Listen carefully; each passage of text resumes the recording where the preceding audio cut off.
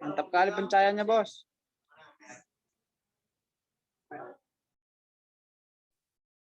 Yuk silahkan, Do.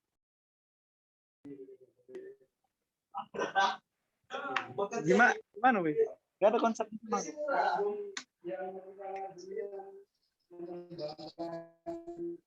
Kalau atur lain, Bro.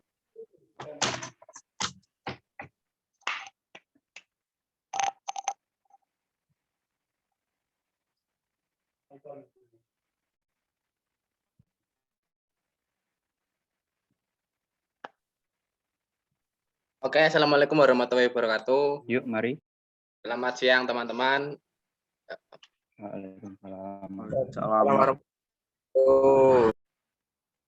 Oke, di sini pada kesempatan pada siang hari ini kita akan observasi atau bincang-bincang mengenai materi renang gaya kupu-kupu. Nah, di sini ada narasumber atau sebuah pematerinya dari siapa ini, Mas? Bisa perkenalkan diri, Mas? Oke, assalamualaikum warahmatullahi wabarakatuh.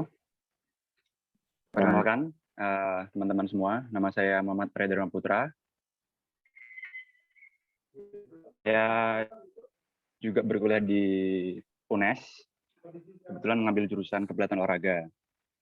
Dan di Jepara, di daerah asal saya juga istilahnya nyambi, ngelatih di sebuah klub renang yang namanya Gelora Tirta Swimming Club. Atau bisa disingkat GTS saja. Ya, emang belum banyak pengalaman saya di soal kepelatihan. Kalau emang di dunia renang sudah dari SD, kelas 1, berenang. Tapi untuk skill melatih, kemampuan melatih, ya dibilang masih sama-sama belajar lah. Gitu. Oke, mau langsung mulai? Mungkin dari teman-teman ada yang mau ditanyakan dulu atau mungkin mau dibahas? Silakan.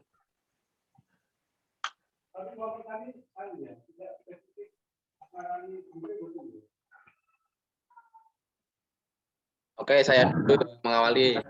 Nah, Mas, ini kan di kami kan ada materi renang gaya kupu-kupu. Nah, itu menurut Mas sendiri atau pengetahuan dari Mas itu kelebihan dan kelemahan dari materi renang gaya kupu-kupu itu apa, Mas? Oke, pertanyaan pertama ya. Kelemahan. Oke, saya jawab.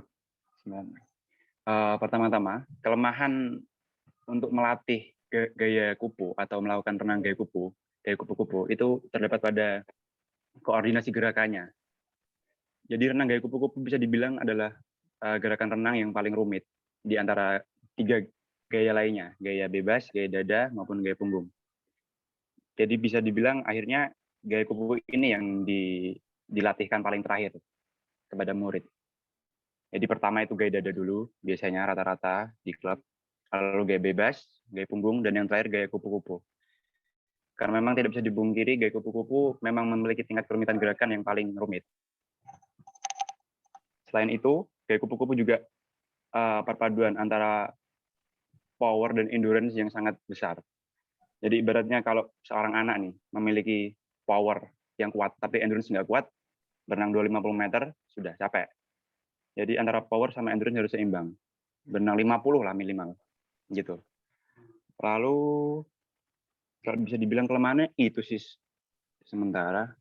Cuman kalau memang dibandingkan dengan gaya bebas misalnya, gaya kupu-kupu itu gaya 2 tercepat setelah gaya bebas. Meskipun memang tekniknya paling susah, tapi masih kalah cepat dengan gaya bebas.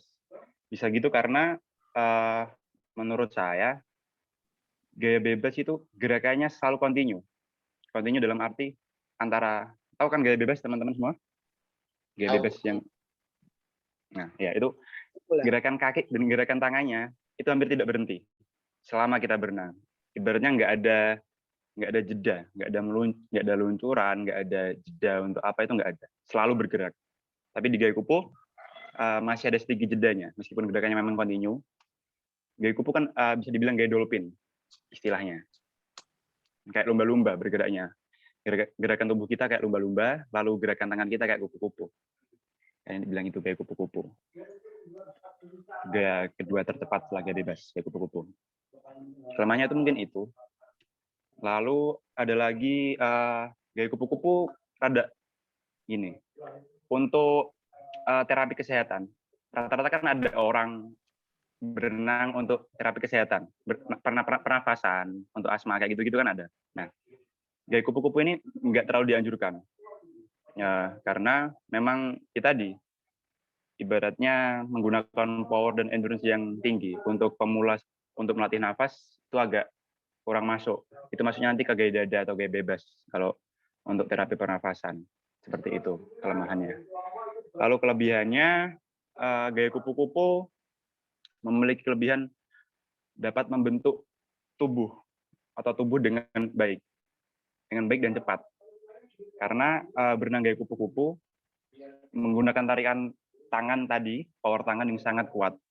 Jadi kalau kita berenang gaya kupu-kupu itu kelebihannya bisa membentuk badan lebih cepat. Tangan sini, bahu, dan bagian punggung. Itu cepat banget kalau mau ibaratnya membentuk badan lewat latihan renang gaya kupu-kupu, cepat banget. Sama lagi itu kelenturan tubuh. Karena renang gaya kupu-kupu itu punya ada di pinggul, gerakan pinggul yang kayak dolphin tadi. Itu kelenturan tubuh kita benar-benar dites di situ, diuji. Itu sih kelebihannya. Cukup pertanyaan pertama atau ada yang ditanyakan lagi? Mungkin dari teman-teman atau mau bertanya atau mau membahas tentang sesuatu, karena ini kan santai saja, nggak usah dibuat sepaneng. Iya, relax aja. Ngobrol-ngobrol aja, tanya-tanya aja nggak apa-apa. Kita sering sama-sama belajar di sini. Oke, silakan dari teman-teman. Jadi biasanya kesulitan apa yang dialami dari atau atlet yang pertama kali jajaran kayak buku itu kesulitannya di gerakan apa yang Mohon maaf, putus-putus suaranya.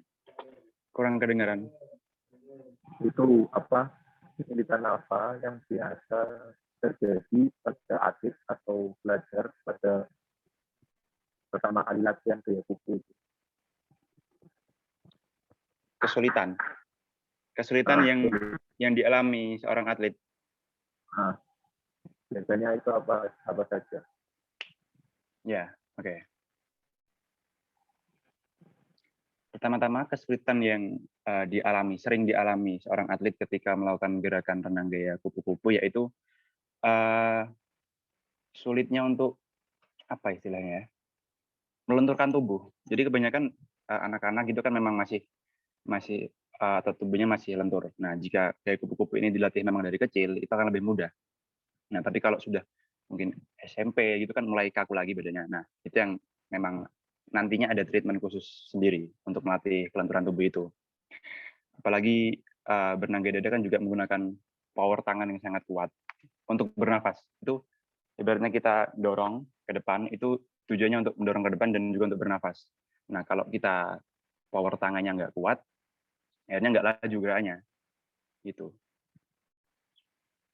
Kalau kesulitan rata-rata itu, sama mungkin ini, koordinasi antara gerakan tangan sama kaki, yang kontinuitas kalau bahasanya di renang itu.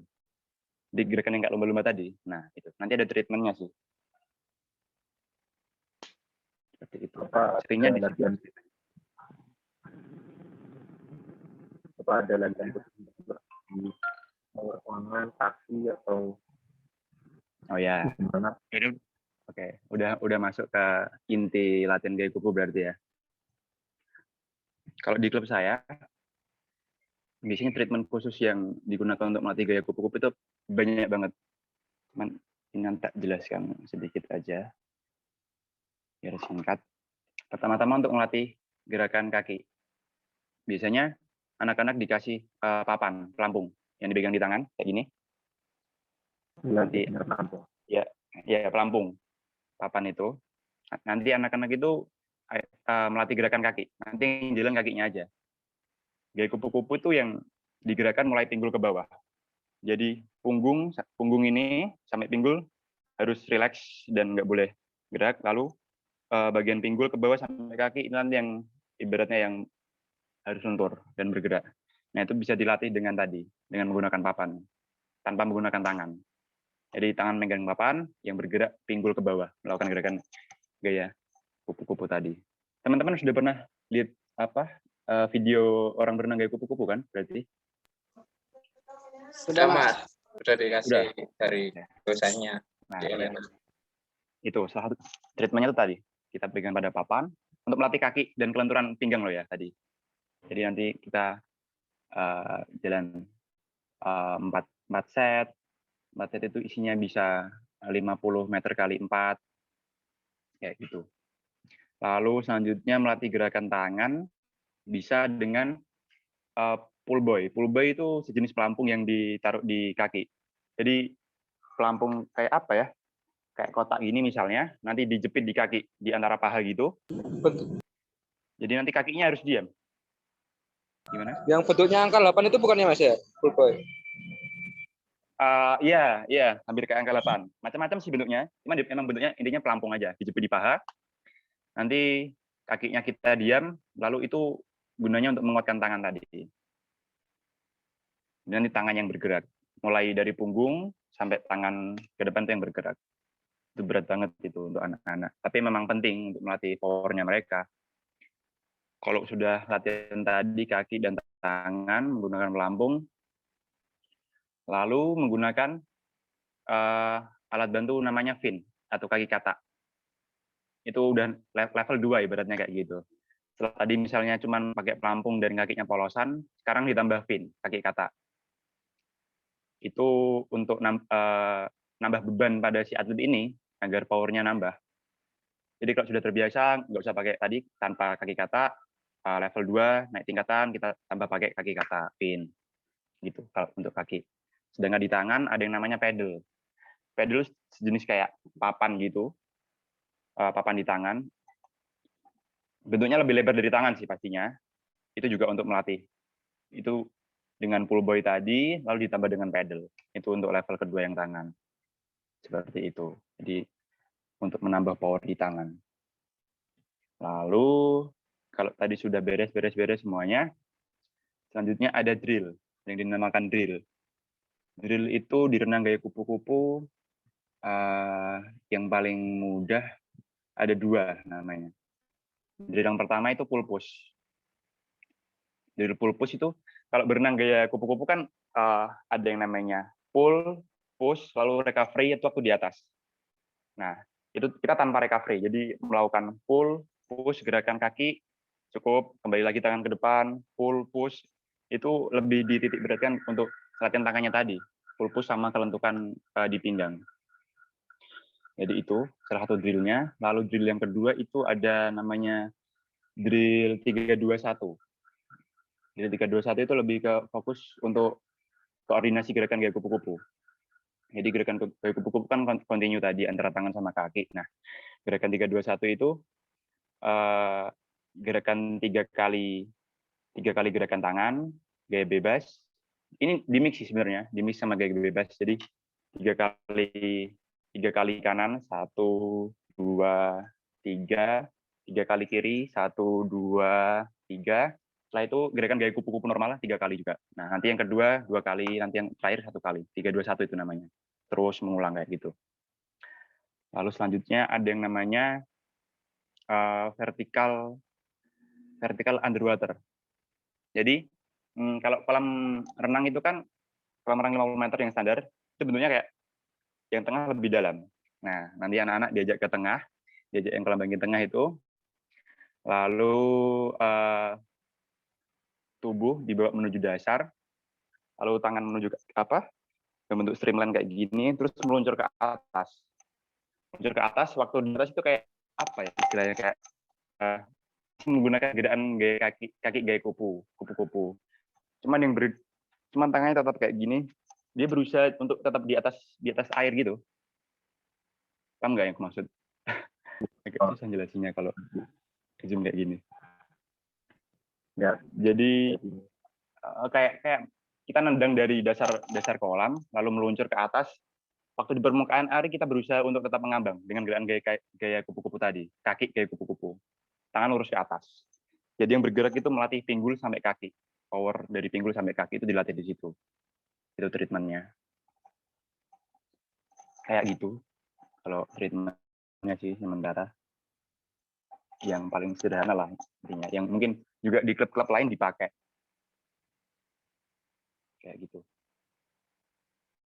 Ada pertanyaan lagi? Ya. Teman-teman. Saya ingin tanya Mas, Oke. apa tolak ukur seseorang bisa dikatakan berhasil melakukan gaya kupu-kupu? Oke.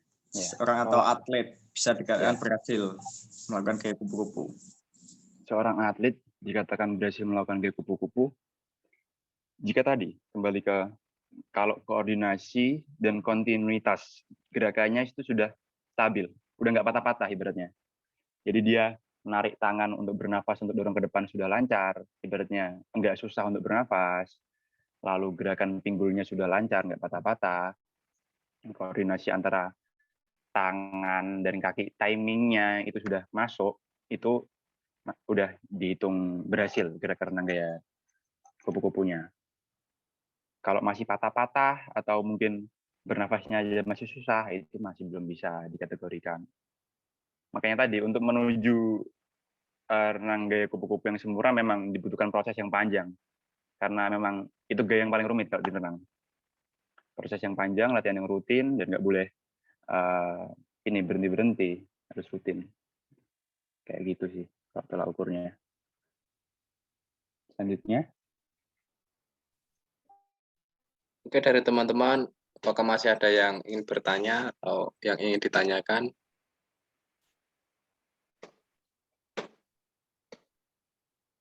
Kalau tidak ada, cukup itu aja, bro.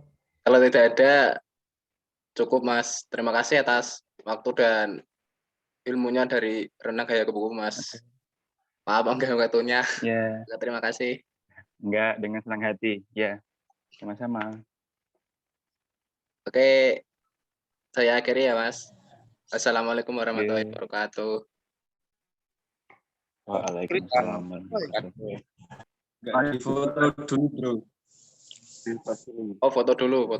Oke. Bentar. Oke. On cam.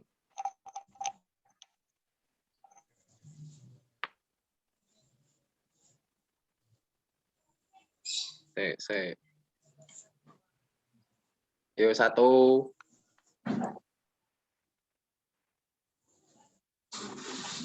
Raketo iki sinyal.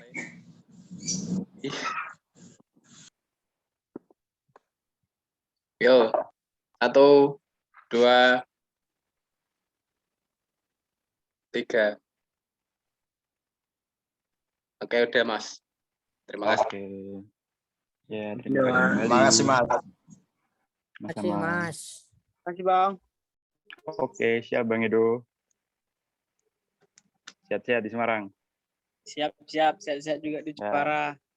Siap. Izin live ya, Bang. Oke, Bang. Terima kasih.